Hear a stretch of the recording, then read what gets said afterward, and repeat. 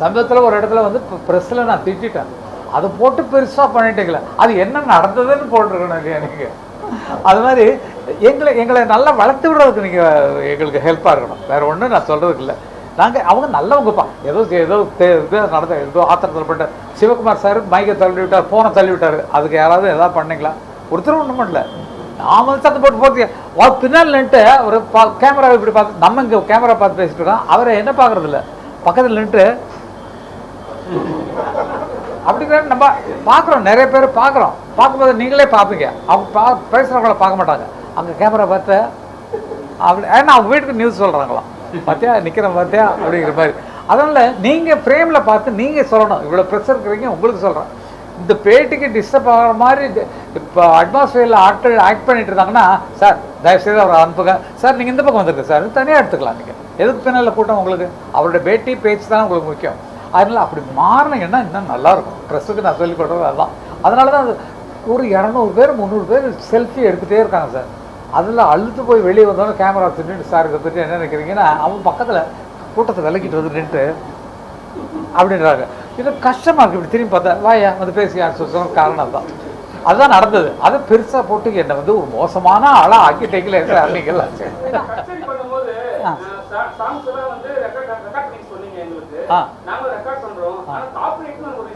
அது அவங்க வாங்கிடுவாங்கம்மா ஒன்று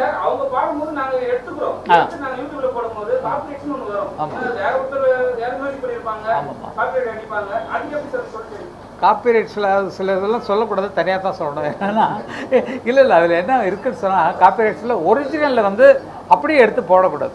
ஒரிஜினலாக எடுத்து இப்போ பிக்சரில் போடுறாங்க இல்லைங்களா, எங்களோட பாட்டு பொட்டு வச்ச தங்க கொடம் சொர்க்கமே என்றாலும் அது அந்த மாதிரி போடுறாங்க இல்லைங்களா, அதுக்கு பெரிய காப்பிரைட்ஸில் டெஃபினட்டாக கொடுத்தாகணும். ஏன்னா எங்களுடைய நாங்கள் பண்ண வேலையை அப்படியே எடுத்து போடுறாங்க இல்லைங்களா, அதுக்கு காப்பிரைட்ஸ் உண்டு, டெஃபினட்டாக கொடுத்தாகணும். அது பெர்மிஷன் வாங்கணும். அண்ணா என்ன சொல்கிறாங்கன்னா, எங்கிட்ட வந்து அனுமதி கேட்கலாம். அப்படி படம் பண்ணுறவங்களாம் நீங்கள் பார்த்துருப்பீங்க. நன்றி, இந்த படத்தில் இந்த பாடலை கொடுத்ததற்காக இளையராஜா அவர்களுக்கு நன்றி அப்படி சொல்லி போட்டிருந்தாங்கன்னா சரியாக போயிருப்பா. அவர் போய் கேட்டால் அவர் கொடுத்துருவார், எடுத்துக்கப்பா அப்படின்னு சொல்லி கொடுத்துருவார். அவங்க கேட்காம போடுறதுனால தான் நமக்கு எரிச்சல் வருது. நம்மளை யூஸ் பண்ணி நமக்கு பெரிய படங்கள் நம்ம ஒருத்தர் தனிப்பட்ட முறையில் பேர் சொல்லவே தேவையில்லை. தனிப்பட்ட முறையில் யூஸ் பண்ணிக்கிட்டோம். நம்ம பாடல்கள் பார்ப்பது நமக்கு சந்தோஷம் தான். வந்து ஒரு அனுமதி, இளையராஜா அவர்கள் நன்றின்னு ஒரு போர்டு போடுறதுக்கு என்ன, ஒரு வார்த்தை போடுறதுக்கு என்ன, இந்த பாடலை கொடுத்து உதவி இளையராஜாவுக்கு நன்றி போடலாம். அப்போ எங்களை மதிக்காம நீ போயா நீ அப்படின்ற மாதிரி சொல்லாங்க. இந்த காப்பிரைட்ஸுங்கிறது வந்து கம்போஸ் பண்ணப்பட்டவர்களுக்கான உரிமையான எந்தெந்த காலத்திலும் இது என்னுடைய கம்போசிஷன் அப்படி சொல்லக்கூடிய அனுமதி வாங்கிட்டு இருக்காங்க. அதனாலாம் இப்போ மியூசிக் டைரக்டர்ஸ் எல்லாமே ஏஆர்எம் எல்லாருமே வாங்கியிருக்காங்க. அப்போ அதை அடுத்தவர்கள் யூஸ் பண்ணும்போது மேடையில் பாடுறதுக்கெலாம் நான்லாம் அண்ணாட்ட சொல்லி அண்ணாட்ட பேசி அது ஒரு தடவை சண்டை கூட வந்தது ஞாபகம் கிடைக்கும். லைட் மியூசிக்காரங்களாம் அவர்களெல்லாம் விட்டோன்னா லைட் மியூசிக்கு ஃப்ரீன்னு சொல்லிட்டாங்க. அண்ணா வந்து லைட் மியூசிக்கு நான் ஒன்றும் கேட்க மாட்டேன் அப்படின்னு நம்ம சொன்னதுக்கப்புறம் அதை விட்டாங்க. அதனால் லைட் மியூசிக்கில் வர்றதுக்கு ஒன்றும் ப்ராப்ளம் இல்லை. நீங்கள் ஃபுல் சாங்கும் போடாமல் ஒரு ப்ரோக்ராமை போடாமல் ஒரு சின்ன பிட்டா இந்த பாட்டு பாடினாங்க இந்த பாட்டு பாடினாங்கன்னு ஒன்று சாம்பிளாக போட்டிங்கன்னா அதில் ஒன்று காப்பிரைட்ஸில் வர்றதுக்கு சான்ஸ் இல்லை. ஆனால் ரொம்ப நேரம் நீங்கள் வந்து ஒரு பல்லவி ஒரு சரணம் ஒரு பேக்ரவுண்டுன்னு போட்டிங்கன்னா அது காப்பிரைட்ஸில் வந்துடும். இந்த பாட்டு பாடினாங்கன்னு சின்னதாக போட்டு விட்டிங்கன்னா எந்த காப்பிரைட்ஸும் வர்றதுக்கு இருக்காது, முடியாது. இப்போ நன்றி அறிவிப்பு சொல்கிறாங்க சார், நன்றி சொல்கிறதுக்காக கூட நாங்கள் வந்து இளையராஜா சார் போய் மீட் பண்ணுவோம் சொல்லுவோம். அப்போது நாங்கள் எப்படினாலும் அவங்க நன்றி அறிவிப்பு கொடுக்கும்போது ஒரு ஃபோட்டோ போடுவோம். அந்த ஃபோட்டோ கூட போடக்கூடாதுன்னு சொல்லிட்டு ஒரு விஷயம் சொல்லியிருக்காரு. அது எதனால? அது இன்டர்நேஷ்னலாக இருக்கக்கூடிய ஒரு ரூல். இப்போ அமிதாப் பச்சன் சார் வாங்கியிருக்காங்க, இந்தியாவில் நிறைய பேர் அந்த மாதிரி வாங்கியிருக்காங்க. என்னை பற்றி செய்திகளை போடக்கூடாது, ஏன்னா தவறான திரிதலோடு வருது. அதே மாதிரி ஏஐயில் எடுக்கும்போது நம்ம முகமே இல்லாமல் ஒரு காமெடியாக வந்து இப்படி போகுது. அது மாதிரி அசிங்கப்படுத்திக் கொள்ள வேண்டாமேங்கிறதுக்காகவும் ஏஐக்கு நம்ம அடிமையானோம்னு சொன்னால் நம்ம மூளை வேலை செய்யாது. ஏஐயில் போய் நம்ம அடிமையாக போயிட்டோம்னா, ஃபோனில் நீங்கள் போயிட்டீங்கன்னா உங்கள் மூளை வேலை செய்யாது. பார்த்தியான பண்ணியிருக்கேன்னு நீங்கள் காட்டிக்கலாமே தவிர அது ஏஐ பண்ணது, அதுக்கும் போயிருக்க என்ன சம்மந்தம் இருக்குது. ஆகவே ஏஐயே நம்பக்கூடாது. நம்ம மூளையில் அது மாதிரி கொண்டு வர்றதுக்கு நம்ம முயற்சி பண்ணணும். அதை அங்கே கொடுத்துட்டு இப்போ ஓசியாக கொடுப்பாங்க, பின்னால் வருங்க பின்னாலும் ஆகும். நீங்கள் மட்டும்தான் இருக்கீங்களா? சொல்லுங்க. நாங்கள் எங்களுக்கு இருக்கிற வேலையில் நீங்கள் வந்து எங்க கூட ஒரு நாளைக்கு 2 நாளைக்கு இருந்து பாருங்கள். என்னென்ன வேலைகளில் மாட்டிக்கிறோம், என்னென்ன கதைகளை கேட்குறோம், என்னென்ன அட்வைஸ் கொடுக்குறோம், என்னென்ன வேலைகளில் உட்காந்துருக்கோம் அப்படிங்கிறதெல்லாம் உங்களுக்கு தெரியாது. அதுக்கிடையில் இதில் கவனம் செலுத்துகிறோம்னா எங்கள் கவனம் வேறு மாதிரி போயிடும். அண்ணனே சொன்னாங்களே, நான் எல்லாம் நம்ப மாட்டேன், நான் வந்து ஆனால் என்னுடைய திங்கிங்கில் அது என்னென்னா நீங்கள் ஒரு டியூன் அதில் கொடுக்குறீங்கன்னு வைக்கலாம்,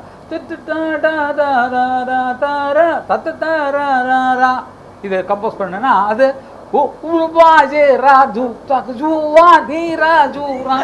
வந்துடும். அப்போ உங்களுக்கு புதுசாக நம்ம ஏதோ ஒரு மொழியில் பண்ணிட்டேன்னு உங்களுக்கு காலரை தூக்கி விடுவீங்க. அது உங்கள் மூளை இல்லை, உங்கள் மூளையில் உருவாகலை, அது அங்கே அவங்க கொண்டு போய் அவன் பண்ணிகிட்டு இருக்கான் அப்படிங்கிறது தான்.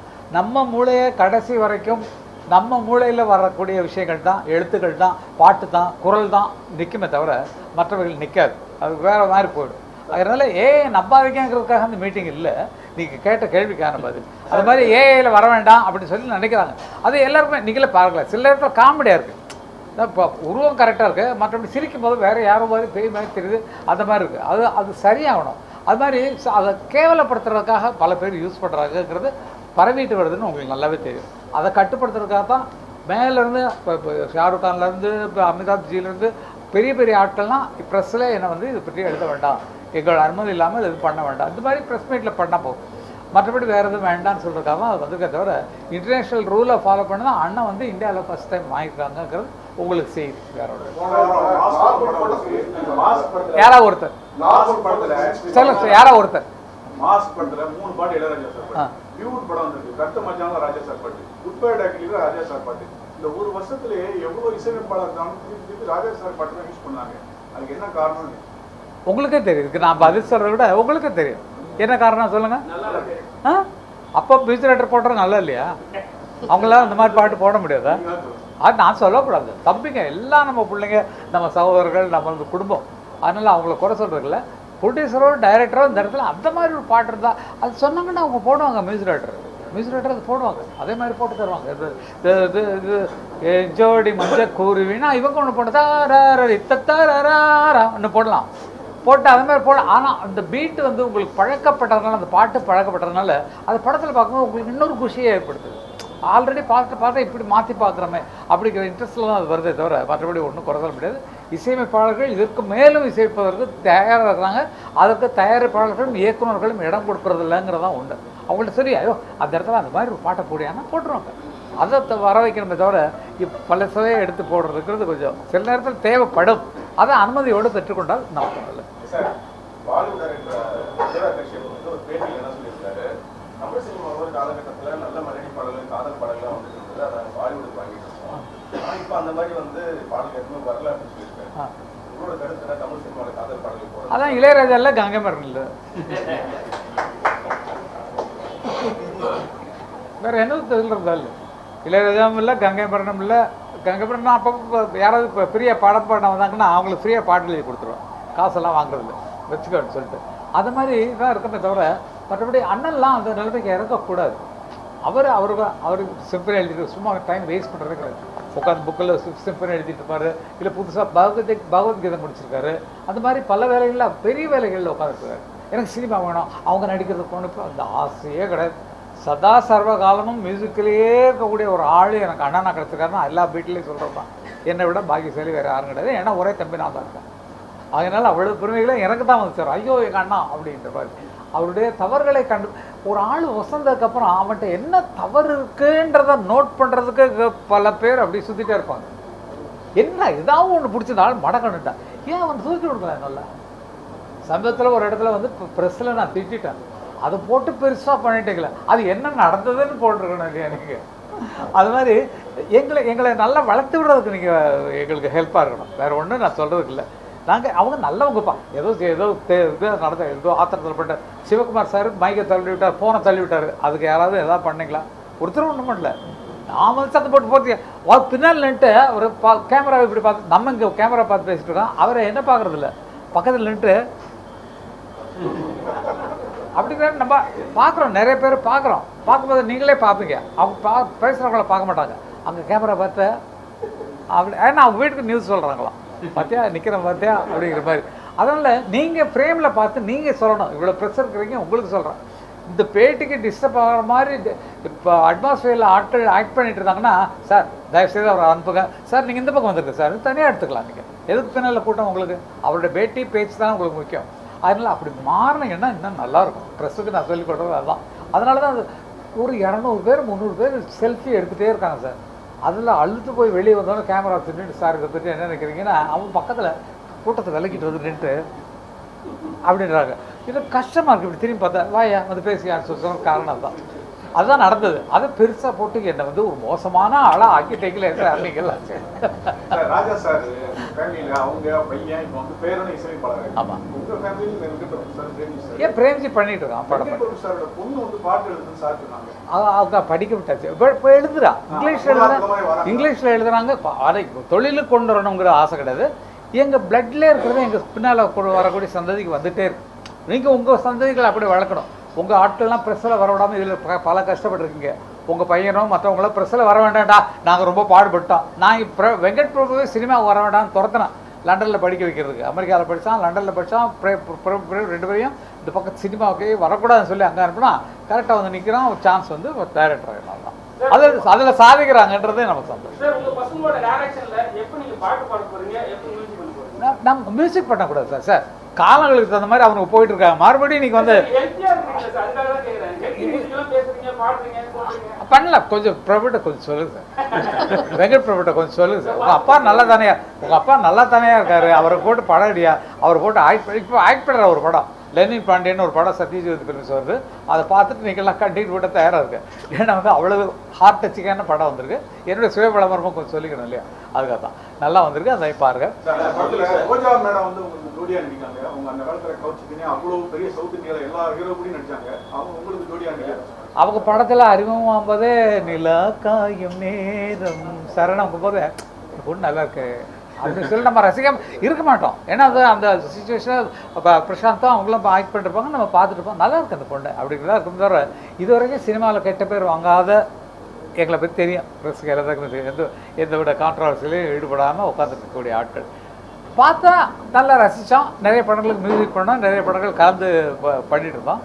அவங்க வந்து எனக்கு ஜோடியாக நடக்கிறாங்கன்னா அம்மா சொன்னோன்னா அது ஏன் வந்த உடனே வழிகிறீங்க அப்படின்னு வேறு வழி இல்லைம்மா. நான் நினைச்சேன்னா நீ வந்து எனக்கு ஜோடியாக நடிப்பேன்னு அப்படிங்கிறத ஜாலியாக போச்சு. இதெல்லாம் ஒரு டெவலப்மெண்ட் சார். டெவலப்மெண்ட் நம்ம நினைக்க முடியாது. இந்த ஃபங்க்ஷனில் யார் பாடகர் பாடகி பாடுறாங்க, எந்த இசையமைப்பாளர் வராங்க, எப்போ ஆரம்பிக்கிறீங்க, என்னென்ன பகுதியாக நடக்குது? காலையில் 10 மணிக்கு ஒரு ஷோ சார், 2 மணிக்கு ஒரு ஷோ சார், சாயங்காலம் 6 மணிக்கு ஒரு ஷோ. 3 ஷோ பண்ணுறாங்க. காமராஜர் ஹால் ஒவ்வொரு நிகழ்ச்சியும் 3 மணி நேரம் சார். 10 to 1 ஒரு ஷோ, 2 to 5 ஒரு ப்ரோக்ராமு, அப்புறம் வந்து 6 to 10 ஒரு ப்ரோக்ராம் சார். ஸோ 3 ஸ்லாட்டாக பண்ணுறோம்.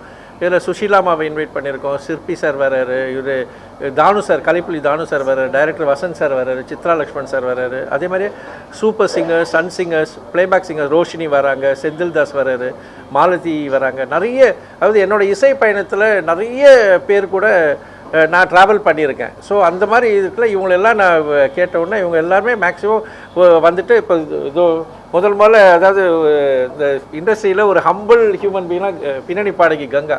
ஸோ இவங்க எல்லாருமே இவங்க வராங்க. ஆளுக்காளுக்கு ஒரு சாங் 2 சாங் பாடுறாங்க. ஸோ இதுதான் 100க்கும் மேற்பட்ட செலிப்ரிட்டிஸ் இந்த நிகழ்ச்சியில் கலந்துக்கிறாங்க சார். சார் ஆக்சுவலாக இந்த நிகழ்ச்சியில் ஒரு முக்கியமான இது என்னென்னா சார், இந்த இல்லை சார், முதல்ல இந்த நிகழ்ச்சி 40 வருஷத்தை ராஜா சார்கிட்ட போய் ஆசீர்வாதம் வாங்கிட்டு வந்தேன். நான் அவர்கிட்ட போய் இந்த மாதிரி 40 இயர்ஸ் பண்ணுறேன் சார், அவர்கிட்ட பிளெஸிங் வாங்கிட்டு தான் வந்தேன் நான். ஸோ நல்லா பண்ணேன் அப்படின்னு சொல்லிட்டு சொன்னார். சாதனை படைத்தவர்களை வந்து கௌரவிக்கிற நிகழ்ச்சி எதனா இருக்கா? ஏது சார்? இசையில் சாதிச்சவங்க, பின்னணியில் சாதிச்சவங்க. 40 வருஷம் பாதி மியூசிக் ஃபீல்டில் இருக்கிற இவரை நாங்கள் பாராட்டுறோம், நாங்கள்லாம் சேர்ந்து.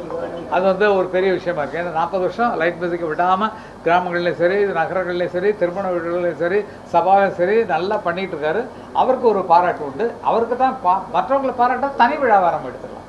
ஏன்னா வந்து இது வந்து அவர் 40ஆவது வருஷத்தை கொண்டாடுறதுனால இவரை நம்ம கொண்டாடலாம். இது 2லேருந்து 5 வரைக்கும் வந்து ரோட்டரி கிளப் அவங்களுக்கு பார்ட்டிசிபேட் பண்ணுறாங்க. அந்த நிகழ்ச்சியில் ஒரு வாழ்நாள் சாதனையாளர் விருது எனக்கு கொடுக்குறாங்க. அது ஐயா கையால் நான் அந்த நிகழ்ச்சியில் நான் வாங்குகிறேன். நான்